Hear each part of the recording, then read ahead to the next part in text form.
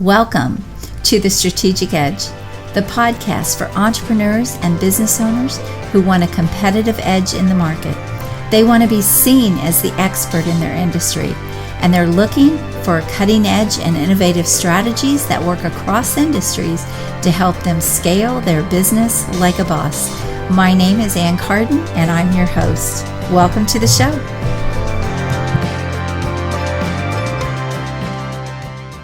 Hey everyone, it's Carden here, and I want to welcome you back to another episode of The Strategic Edge. And you are going to find this podcast extremely interesting. I'm interested in hearing more from Eric Reiter, who is my guest today. He is doing some very cool things and some incredible innovation. This is going to be fun to talk about. And so I'm not going to give all the secrets away yet, but I'm going to tell you this.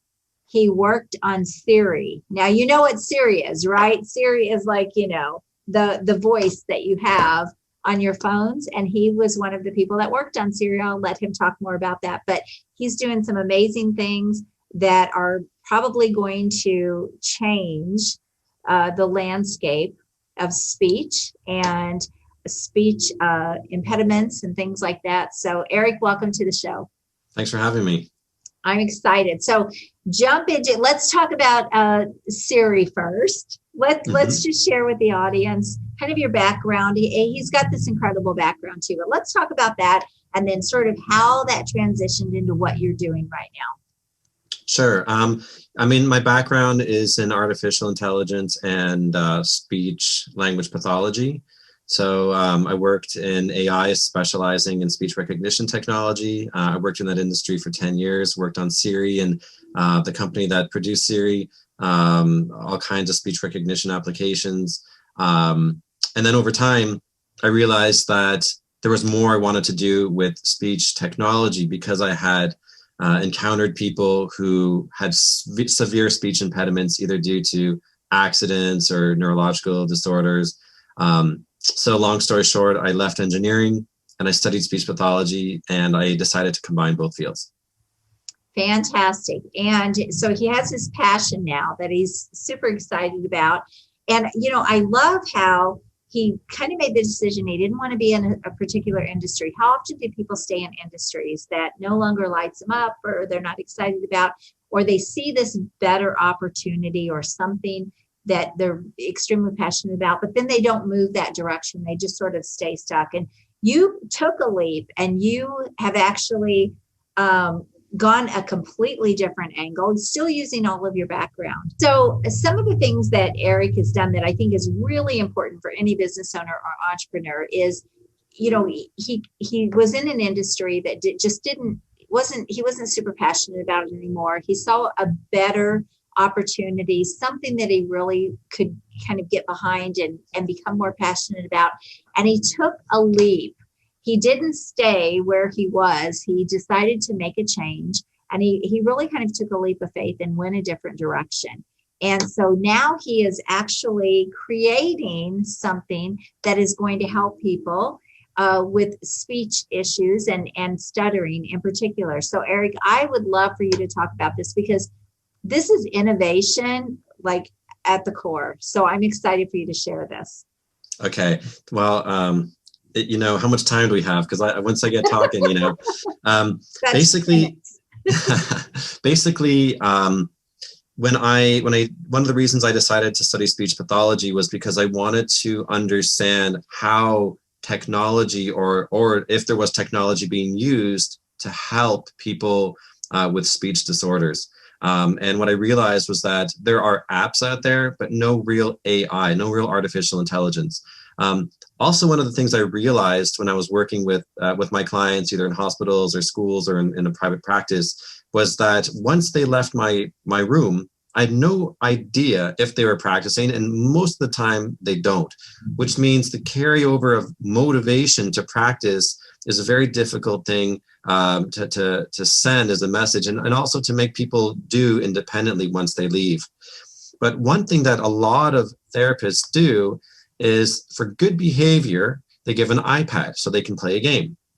So the idea that I had was, how about we just make a video game where people have to use their voice to practice. And we decided to do a couple of pre-prototypes and do some field research. We had access to some of the top stuttering experts in the U.S., and we went to their clinics, we went to their camps, we met with all kinds of children ages 5 to 17, and we asked them one question. We said, would you be excited to play a video game to work on your speech? And the rest was history. The excitement, enthusiasm was very, very high. We made a couple of prototypes where they used their voice, which I tagged the vocal joystick, and they used their voices to play the game. They practice, they want to get a high score, they want to show off and beat themselves, and they were so excited to talk to me about it. And the most important thing is that it's a sauce, it's a recipe for helping people stay motivated and engaged when the therapy live session isn't present. So the video game that we're first making is called the Fluency Friends, and it's a game indeed for people who stutter. 1% of the world's population stutters. 80 million people. I had no idea about that, by the way, when you shared that. I was like, really? It's that high? Yeah, 80 million people in the world stutter. Wow. And there's different severities, of course, but you know, if you stutter and you don't have access to a lot of to therapy, not most speech language pathology programs, stuttering is not a standard course anymore. It used to be. It used to be the backbone of the field. It's no longer the case. So there are a lot of speech therapists who are not comfortable working with people who stutter. If you're a person who stutters, you need to find a specialist, and they're very hard to find. Their caseloads are high. That means that people just don't have access. Video games are a game changer, for lack of better words, but it's a game changer in the sense that we give access to people who want to work on different techniques of stuttering therapy, where they sound natural, where they work on their linguistic chunking, where they work on their rhythm, etc. There are a bunch of techniques that we've researched. We've met with tons of researchers over the course of the last 3.5 years. So the work that we're doing is evidence-based, and it's just a wonderful program. We're just very excited to launch it. It's fantastic. And the best business is one where you can have a business and you can make a difference in the world, or you can make a difference with people. And I just really love how you're taking something that you're truly passionate about that is going to change lives, and you're building a business around it. So both of those things speak to my heart because I'm a business person, right? So, but I really like how you've just been very creative to fill a gap in the market. And you've just really been innovative in filling a gap. And that's really what builds businesses, is finding that gap or that problem and finding the solution for that that's going to work. And that's exactly what you've done. Well, I feel like, one of the things that I learned a long time ago were some of the most interesting people I met were people who had degrees in multiple disciplines, and they used that knowledge to leverage more creativity. And I have a few friends who are a little bit older who kind of inspired me to say, you know what, it's okay to try something very different. Knowledge is never lost.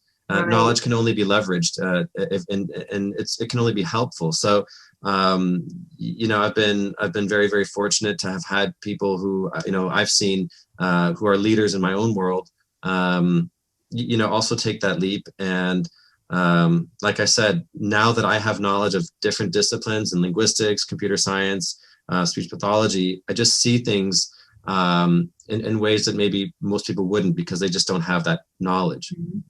No, I think those are valid points. And, I think if we apply that to any business owner, entrepreneur, anyone out there, trying to build something, all of those principles will apply to any business. It's, all of the knowledge, the experience, the skills that you have, they can transfer into other things. And none of that is ever a waste. I always say, the more you invest in yourself, obviously, you never know how those things will evolve. I didn't know all the businesses I was going to build along the way. They just evolved, one thing led to the next. And, and then I got to a place where I'm doing what I am now. And I know this may not be the last thing I do. So, and it keeps evolving. And that really is how business is. But it starts with you and what you're able to bring out to the marketplace, and how you're able to leverage everything that you've learned along the way. So I love it. I think these are great lessons for people. It's fun. It's not, yeah. And the thing is, the truth is, it's scary. It's scary to enter the unknown. You never know where you're going to go. But I think it's important to just sort of say, you know what, I have an inclination. I have a gut feeling. It's almost like Straight from the Gut by Jack Welch. And, you got to trust yourself and go for it. And, don't fast forward your life 20 years and look back with regrets. Right. Because life's too short. So no risk, no reward, right? That's it. And the thing is, if you wouldn't have made this transition, I mean, look how many people you're now going to be able to help because you had an idea and you were willing to take that leap of faith. And I think in general, most people that get into business, they have, they have some guts, right? To take that leap of faith. Where I see people go wrong is they think they have to know everything, but they don't take the steps they need to know what they need to know. And that's why a lot of businesses fail and things like that. They don't do that extra work. They get into business and they think, okay, here I am. And, it's going to go and it's going to grow. And they don't realize there's a lot of moving parts and there's a lot of things they have to learn along the way. You have to keep growing yourself. And you do. Yeah. You brought up a point too. You said, you just have to try. But I know businesses never end where you think they're going to. Like when you start a business, you never know where it is going to go or where it's going to evolve. I mean, I bet this video game won't be the last thing you do, right? Mm-hmm. You never know, but I think there's more video games to happen. That's right. Or it will evolve into something that you didn't even see coming, because that really is the way business and innovation and all of those things are. That's right. Yeah. So if you sit there and do nothing instead of something, you're missing out on all of that for sure. So yeah, no, it's a blessing to be where I am right now, and to know that we're finally starting to turn heads and get more and more attention. I was a keynote speaker this past February at the European Symposium for Fluency or Stuttering Disorders. Amazing. That was just wild to be on stage and to be able to present these ideas, and share the passion with people who are in the field and explain to them, there's a science behind why we're doing it, a big science, and there's a big business case behind it as well. Your clients will benefit from this, and these are the reasons. And it's just a delight that to do what I'm doing, and if we can inspire others, so much the better. So it's really great. Oh, this is fantastic. And, I can say I knew you when. Oh, I remember when Eric was on my podcast, and, now he's world famous and he's got all these amazing things going on. No, I think it's absolutely wonderful. And it's, one of the things that you talked about is, you took it, kind of did the research, and you worked with a lot of kids. And I have always given back in a big way to kids organizations and things like that. Like, I'm so super passionate about anything with kids. Not that there's not a lot of need out there, but if you can help kids when they're young overcome that, which we know, in those situations, kids can be cruel, right? And so if you have this child that is stuttering and kids are cruel, that's going to affect that child all the way through their life.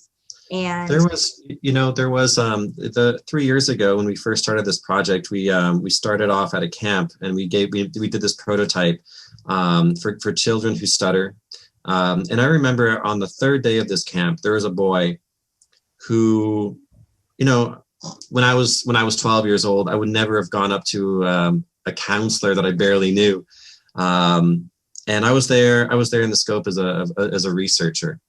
And on that third day, he barely knew me, and he just came up to me and he hugged me so hard, and he started crying. He buried his head in my chest, which brought tears to my eyes because it was so emotional. And he said to me, "You're going to help so many people." Oh yeah. And if I can I hold on to that moment frequently. It inspired me.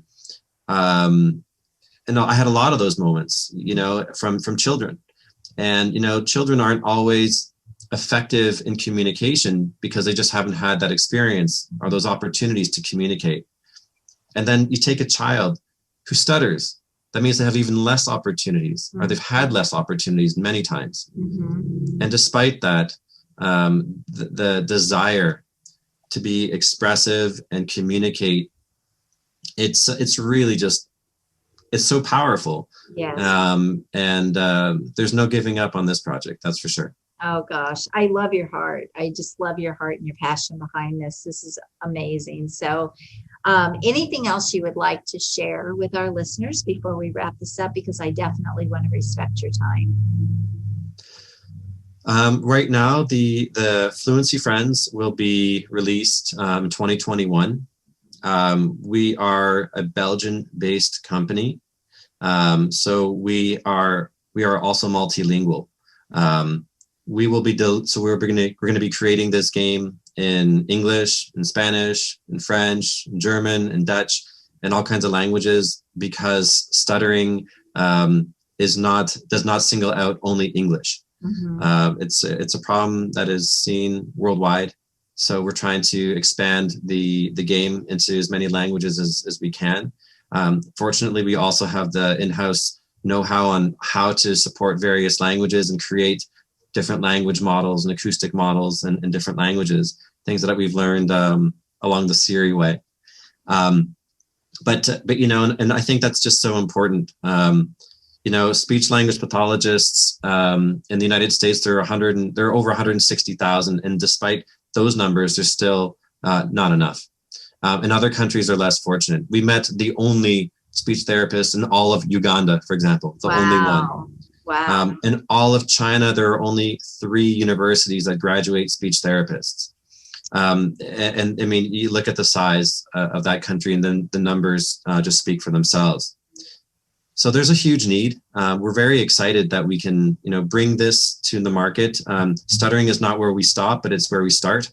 Mm-hmm. And we just hope that, the day will come where it'll be released on all the different platforms. We're going to release it on app and on Apple, so iOS, Android, PC, etc. So all platforms. So it'll be platform agnostic. So that if you want to use your smartphone, you can use it. You can practice playing for 10 minutes or 5 minutes. But I think that's the key, is that it's portable. People have access to practice, and I think that's just exciting that we can offer something like this at a global level. Now, before we wrap this up, you kind of jogged my brain a little bit, that I want to ask you, how did you come up with how you were going to actually create this? Like, I wouldn't have no idea how to go create a video game, right? So how do you do that? This could be interesting for people that are looking to kind of do innovative things. Well, one of the things that I'd mentioned was that, I come from I have a multi-discipline background. Mm-hmm. I do not have a background in gaming and video game design. Here in Belgium, there's a wonderful school that graduates some of the top game designers and game developers in the world. It's very reputable. Okay. And we got together. I wrote several grants. So grant writing is also part of starting a business a lot of the times. Mm-hmm. So we were very fortunate that we got 3 and 4 and 5 innovative grants in a row that allowed us to hire a team.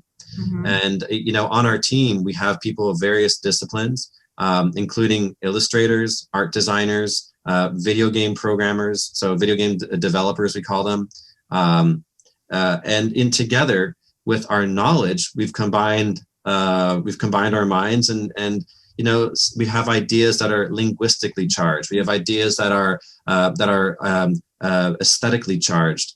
We have ideas that are really charged based on what is the best way for a user to talk, and how do we get the best recognition performance out of it.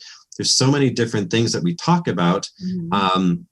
In fact, our research that we've shown, it's allowed us to give lots of presentations, not only in Europe, in the U.S., all over the place. And It's because of the team that we're allowed to put together. So these disciplines, the different disciplines is where we can really share our ideas. Mm-hmm. And the idea sharing allows us to be creative, inventive. So I don't take credit on my own. I just take credit for getting the inertia started. Mm-hmm. You bring up a really good point too. How often do people, they try to fly solo, right? And I always say, you don't see the people that have pushed that successful person up the mountain. You don't see the people that have helped them get there. And it's really important to know that you don't have to be alone in business. And I think a lot of business owners, they get into business and they feel like, okay, it's all dependent on them. And ultimately it is, but it's dependent on their decisions. And if you make the decision that you're going to be alone and then all these people work for you, but they don't work with you, or you don't surround yourself with people that, that can really help you along the way, you're really missing out. You're missing out. That's right. Because you never know where those things will go. And I think you bring up a great point. I mean, I never say anybody works for me. They work with me. I work with them. Right. And, this attitude of co-working and working and sharing. At one point in my life, I was an actor. And I remember that there's this term called being off book. That means that's when you know all your lines. And once you know all your lines, that's the time where you can actually transform into being that particular character. Mm-hmm. But it's also the moment where you're allowed to be most creative. Mm-hmm. And I love creating an atmosphere where we can all feel like we're off book. I love that atmosphere where we can all feel creative without prejudice, mm-hmm. without feeling that we're judged for our ideas. Mm-hmm. To me, there's no room for that, because all ideas lead to other things. Mm-hmm. And I think that's, for me, that's also been a gift to learn that along the way. And I'll just say one more thing. It's true. If you start a business, you don't have to do it on your own. People say there's a lot of money out there. It's true.